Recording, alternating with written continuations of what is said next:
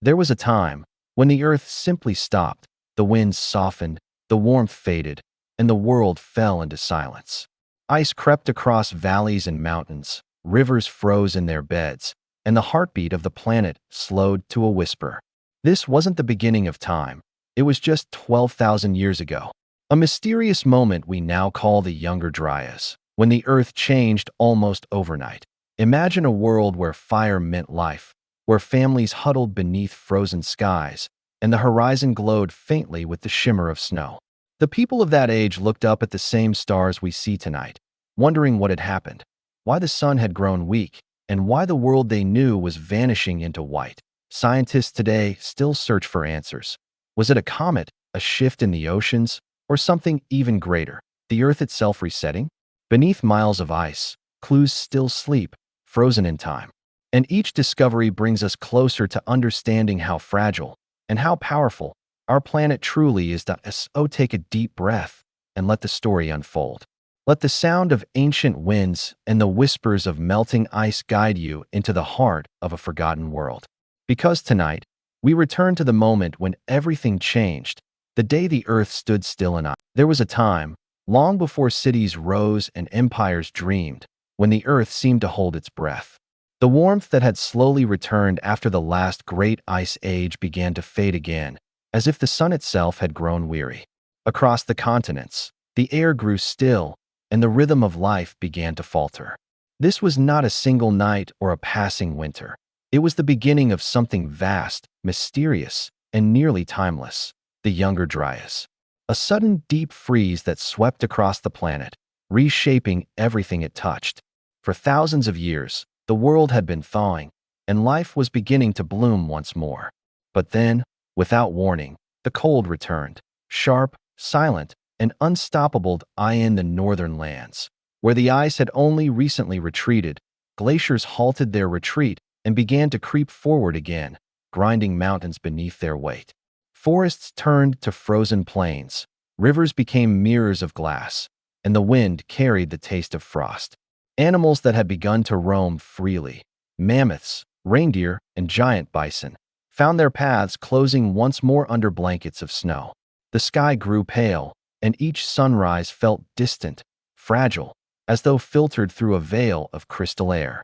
The earth had entered a strange dream, a time between motion and stillness, warmth and frost. Far to the south, people felt the change too. The hunters who followed herds across green fields suddenly found the land hard and unyielding beneath their feet. The lakes they fished turned to ice. Villages once warmed by the rising sun now woke to endless cold mornings. Crops withered before they could grow. The world, it seemed, had shifted against them.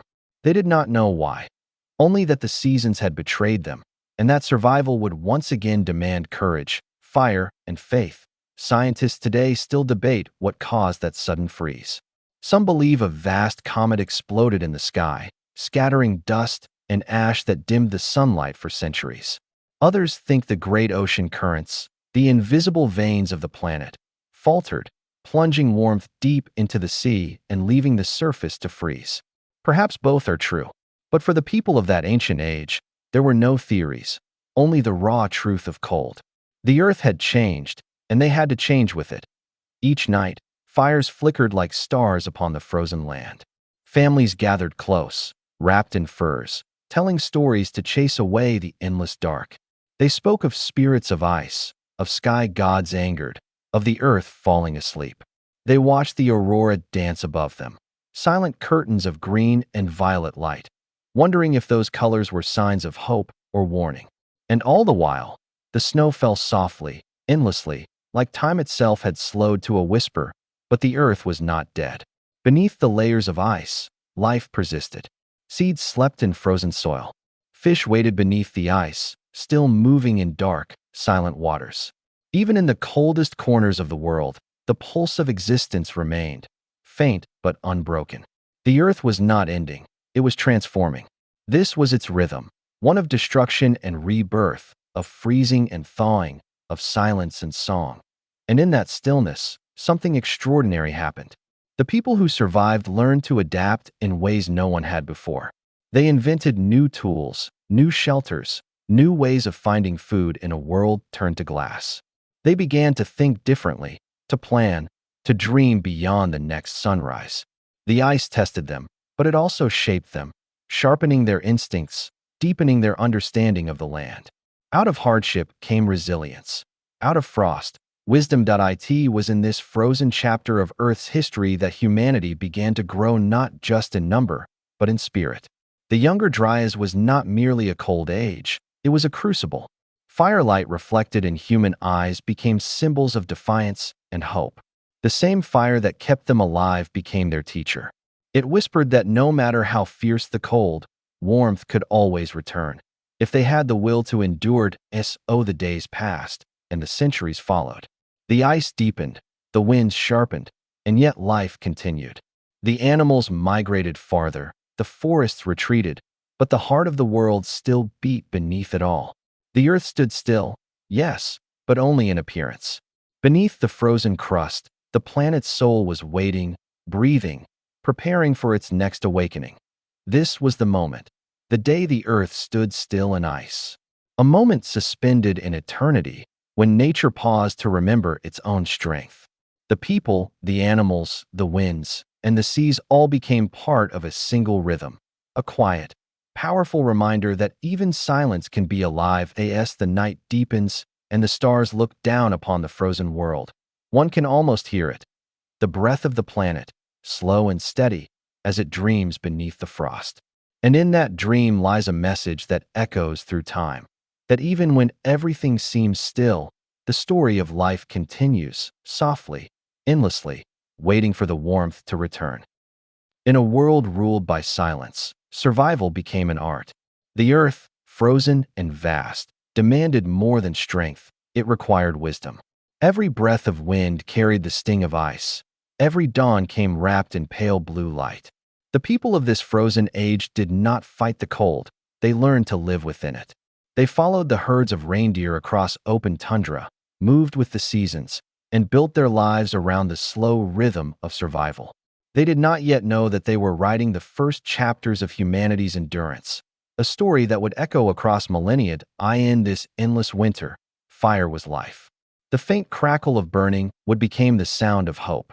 Families gathered close, not just for warmth, but for connection. Around the flames, stories were born, tales of spirits, of hunters, of the stars that guided them.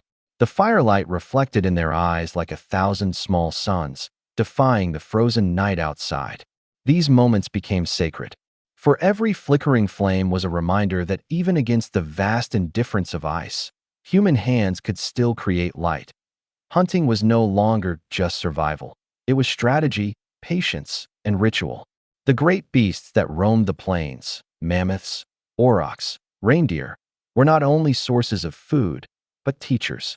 Their movements taught humans how to read the land, how to follow patterns written in snow and wind. Hunters learned to move silently, to feel the rhythm of nature rather than fight it. Each successful hunt meant another day, another fire, another heartbeat of life against the cold. But it also meant gratitude.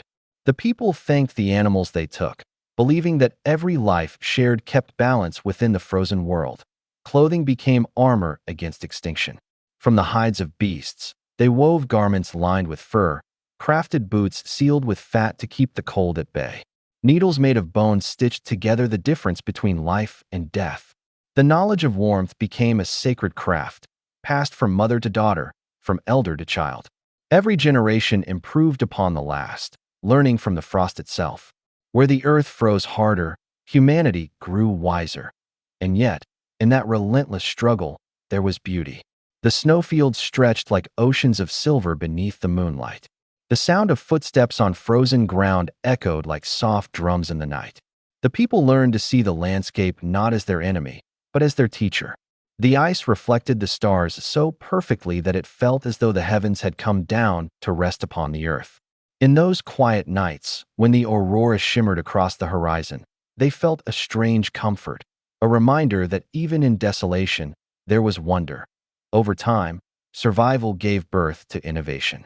The hunters learned to shape sharper tools from stone, smoother blades from bone, and stronger spears from ivory. They studied the patterns of animal migration and built temporary camps where herds would pass. They carved designs into antlers and stones, not merely decoration, but memory, marking the passage of seasons and the faces of ancestors. Through these carvings, they built continuity, a way to say, we were here. We endured. Even in the midst of cold, humanity found community. Groups that once wandered apart began to share knowledge. They traded tools, stories, and fire itself. Language grew richer, not just for survival, but for emotion, for beauty, for dreams. Around each campfire, new words were born, names for constellations, for spirits of the wind, for love, and for loss. The cold did not silence them. It gave them reason to speak. Farther south, where the ice's grip was weaker, some communities began to experiment with the land itself. They learned to gather seeds, to plant and wait, though the soil was thin and the seasons cruel. This fragile beginning, the earliest hint of agriculture, was an act of faith. To place a seed in frozen ground was to believe in the future. To nurture it, despite the odds, was humanity's quiet rebellion against the cold. The Younger Dryas tested every creature, every root, every breath of life.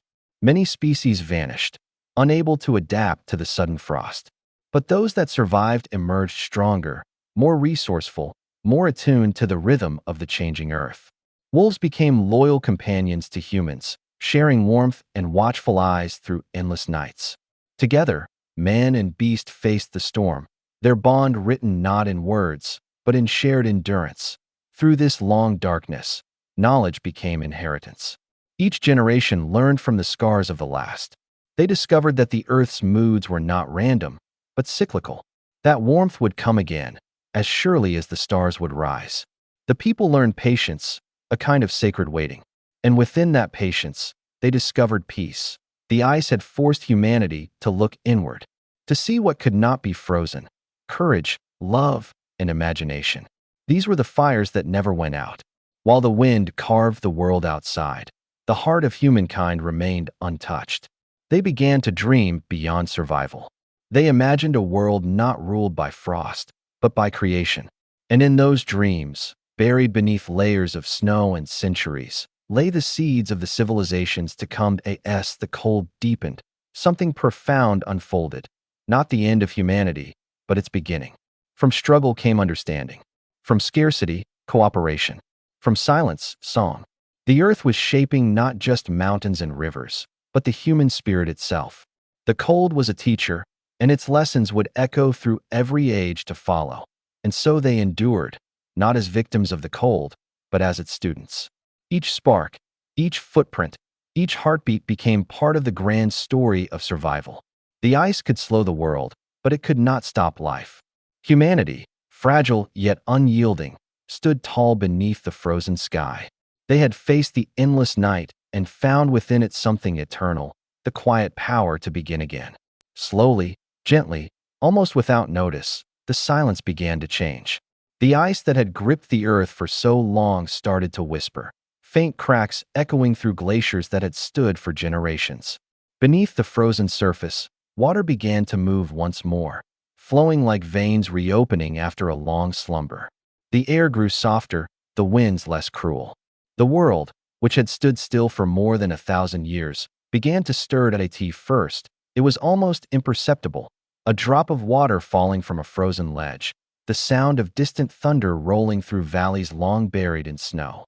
But these tiny shifts marked the beginning of something vast, the awakening of the planet itself. The Younger Dryas, that long and bitter winter of the earth, was beginning to fade. The ice had held its breath for centuries, and now the earth was exhaling. As temperatures slowly rose, the glaciers began to retreat, pulling back like curtains to reveal the land beneath. Valleys that had slept beneath a mile of ice were reborn, dark soil gleaming with moisture, stones smoothed by ages of pressure. Rivers once imprisoned beneath the frost broke free, rushing over rock and plain, carving new paths toward the sea. The sound of moving water returned to the world, and with it came life. Seeds that had waited for lifetimes began to awaken. From the thawing earth, green shoots pushed their way into the light, trembling against the wind. Moss spread across stone, Grass took root in the cracks of glaciers. Forests began their long journey back, one sprout at a time. The color of the world shifted from white to gold to green. The great stillness of the Younger Dryas was giving way to motion, slow, delicate, but unstoppable. And with the Earth's awakening, humanity, too, began to change. The people who had endured the long freeze felt the shift in the air. The snow grew wetter, the rivers deeper. The herds they followed began to roam north again, chasing the scent of new grass.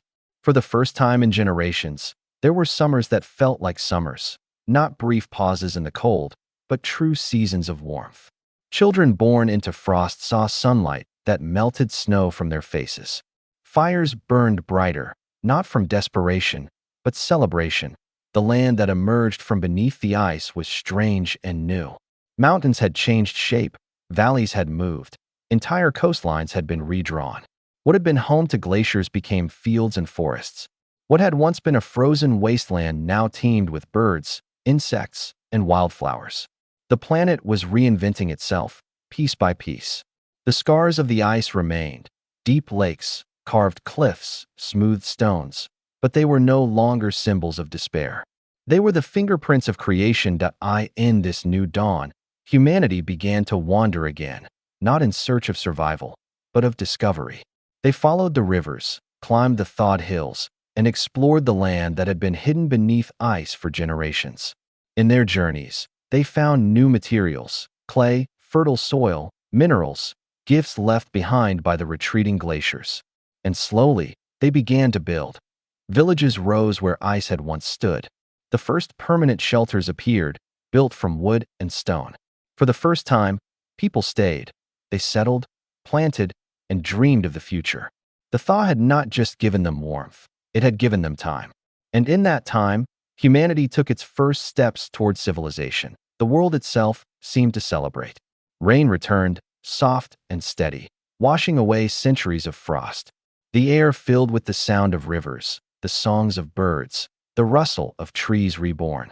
The nights grew gentler, still cold, but no longer endless. Under the same stars that had once shone upon frozen plains, fires now burned in open meadows, surrounded by laughter instead of silence. Yet even as the warmth returned, the memory of the ice lingered. The people carried it within their stories, their songs, their bones. They remembered the nights of endless cold, the hunger, the endurance. These memories became part of their identity, the shared memory of a species that had faced the edge of extinction and survived. They began to see themselves not as victims of nature, but as part of its great cycle. The frost had tested them, and they had proven unbreakable. The retreat of the ice reshaped not only the land, but the human mind. With stability came imagination. With warmth came creativity. They painted, carved, and dreamed of gods who controlled the sun and wind. They began to track the stars, noticing how their patterns returned with each season. From the rhythm of ice and thaw, they learned the rhythm of time itself.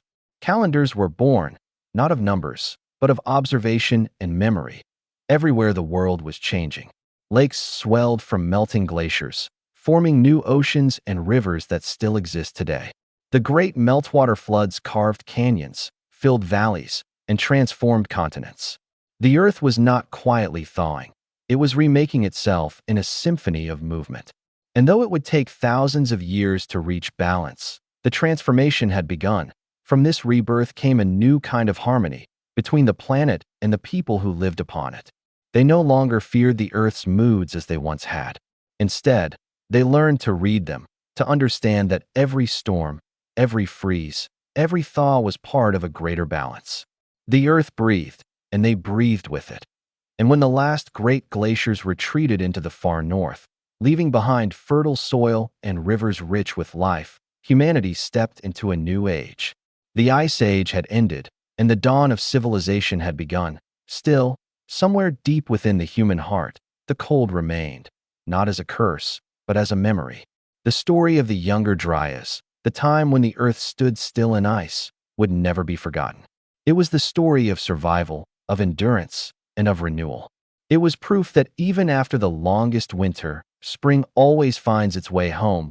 As the stars shimmered above this awakening world, the planet seemed to sigh. a sound of release, of relief, of rebirth.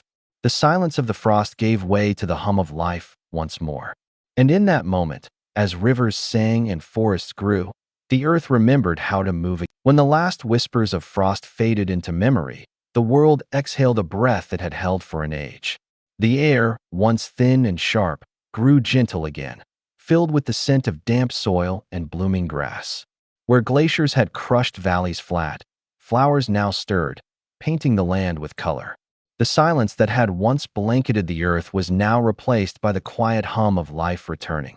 It was not sudden, it was patient, graceful, like a melody softly building after a long pause. Humankind, too, had softened with the earth. For generations, they had lived in rhythm with the cold, learning to endure, to wait, to listen. Now, as the world thawed, they began to feel something they had almost forgotten: peace. The roaring winds had stilled, the endless night had lifted, and warmth had become a familiar friend once more. Fires burned slower now, not out of fear of the cold, but as companions to storytelling, laughter, and song. The people began to move again, but this time, not in desperation. They wandered through the green plains and valleys that had emerged from beneath the ice, marveling at a landscape that felt both ancient and new. Rivers sparkled like liquid light, running free for the first time in thousands of years. Forests stretched their branches wide, reaching for the sun that had returned to bless the earth. And under that golden light, humanity began to dream in new ways. They were no longer only hunters and wanderers. The land, rich with soil and water, invited them to stay. Seeds, once gathered from wild plants, were now pressed into the ground with care. The first gardens were small, mere circles of earth, tended by hand, but they were miracles. From them came food, stability, and time. Time to think, to create, to build. The rhythm of life began to slow, no longer a frantic chase through snow and storm, but a steady heartbeat that matched the turning of the seasons. Villages began to appear where once there had been only camps. The people built with stone, with wood, with imagination. Their homes were shaped like the hills, curved and low, built to hold warmth. Smoke rose gently from their hearths, curling into skies no longer frozen. At night, families gathered by the fire, telling stories of the great cold, stories of endurance, of ancestors who faced the ice and survived. These tales were not just history. They were the foundation of who they had become. As the generations passed, the people changed with the land. Children grew up not knowing the biting pain of endless frost, but hearing of it in songs. Their eyes were wide with wonder, their lives filled with abundance. The fear of the cold had become a memory, distant, softened by time. And yet, within them, there remained a quiet reverence for the ice, a respect for its power, and for the fragility of warmth. The thaw brought not only comfort, but connection. Groups that had once been scattered and isolated by the glaciers began to meet again, following rivers that had reawakened. Trade began, not in coins or gold, but in stories, tools, and seeds. People shared what they knew: how to fish, how to grow, how to weave, how to live in balance with the earth. The first sparks of culture flickered across the land, in the stillness of night. Under vast skies untouched by the smoke of cities, people began to watch the stars again. They noticed their movement, their return, their patterns. The stars that once guided their ancestors through the frozen wastes now became the first calendar, the first teacher. Through them, humanity learned the language of the heavens, the promise of returning seasons, the assurance that even the darkest nights will end.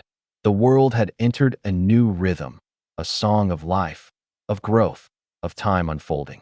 Humanity listened to it deeply. The flow of rivers marked the passing of days. The rising and setting of the sun became sacred, and the moon, which had once hung over endless ice, now watched over fields of grain. Every harvest was a celebration, every dawn a reminder of survival. And yet, within the peace, there was humility. The earth had shown them how small they were and how strong. The memory of the Younger Dryas, that long frozen silence, lingered like a shadow behind the warmth. It was not a wound, but a teacher. It whispered that life is fragile, that balance is sacred, that warmth must never be taken for granted. With this wisdom, early societies began to form. not with walls or kings, but with cooperation and care. Communities built not just homes, but belonging. They honored the land, the rivers that fed them, the forests that sheltered them, the soil that remembered ice but now gave fruit. Their gratitude became their first religion. The earth was alive, and they were part of it. In these quiet centuries, human creativity bloomed. Art began, carved stones, painted caves, woven cloth. Each creation carried the echo of survival. The animals they once feared or hunted now appeared in paintings, not as prey, but as partners in the grand circle of life. The earth was no longer an enemy to be conquered, but a home to be understood. The nights grew softer, filled with the sound of drums, of stories, of dreams. They told of spirits that guided them through the cold, of ancestors who became stars, of gods who warmed the sun. These myths were not fantasy. They were gratitude shaped into story. Through them, humans began to define themselves not as victims of the past, but as storytellers of the Earth's memory. And so, humanity flourished in the dawn after the ice. From the stillness of the Younger Dryas came a new harmony between man, nature, and time itself. The frost had tested them, but it had also prepared them. It had taught them patience, endurance, and wonder. As rivers ran and forests sang, humanity stepped forward, no longer lost in the cold, but awakened by it. The earth, too, seemed to hum with contentment. The scars of the glaciers shimmered like silver veins across mountains and plains. Lakes left behind by melting ice reflected the sky like mirrors, perfect and eternal. Every element, air, water, stone, and fire, had played its part in the great renewal. In this gentle peace, under skies brighter than they had ever been, humanity began to dream not only of survival, but of meaning. They looked to the stars, to the land, and to one another, and found a quiet truth, that even after the deepest cold, life returns. Always. And in that understanding, the world, once frozen, once silent, began to truly live again. Even though the ice has long since melted, its memory remains, written in stone, in rivers, in the rhythm of the seasons. The Younger Dryas was not just a moment in time. It was a turning point in the story of the earth. It shaped not only the land, but the very spirit of humanity. Every mountain valley, every glacial lake, every breeze that drifts across the plains still carries the echo of that frozen age. If you listen closely, you can almost hear it, the whisper of wind against ancient ice, the heartbeat of a world remembering how to breathe again. Scientists call it a climatic event, a sudden freeze that followed the last great melt. But to the heart, it feels like something more, a pause, a lesson, a reminder. The earth had slowed, as if testing its own resilience. And humanity, fragile yet unyielding, had stood alongside it, learning patience, endurance, and unity. The Younger Dryas was not merely about survival. It was about transformation, a quiet, profound awakening written in frost. Today, thousands of years later, we walk upon the world it left behind. The lakes that shimmer beneath mountain skies are the footprints of glaciers. The fertile soil beneath our feet is the gift of ground once crushed by ice. Even the patterns of our weather, the winds that cross continents, are echoes of that long winter's breath. The earth remembers, and in its memory, it carries warning and wonder alike. For though the ice is gone, the balance it once disrupted still hums beneath the surface. Our world remains delicate, as easily shifted by warmth as it once was by cold. The Younger Dryas reminds us that climate is not constant. It moves, it breathes, it reacts. The smallest change, a shift in ocean currents, a storm of cosmic dust, the melting of one forgotten glacier, can alter the course of life itself. The earth is alive, and its moods shape everything upon it. Yet, there is beauty in that fragility, because it is through change that life renews itself. From the silence of the Younger Dryas came rivers, forests, and human civilizations. From struggle came strength. The memory of that ice still flows within us, in our ability to adapt, to rebuild, to begin again after every storm. Every story of rebirth, every dawn after a dark night, carries the same rhythm that once pulsed beneath the ice. As humanity advanced, it carried the lessons of that ancient cold within its culture. Our myths of floods and rebirth, our fears of darkness, our reverence for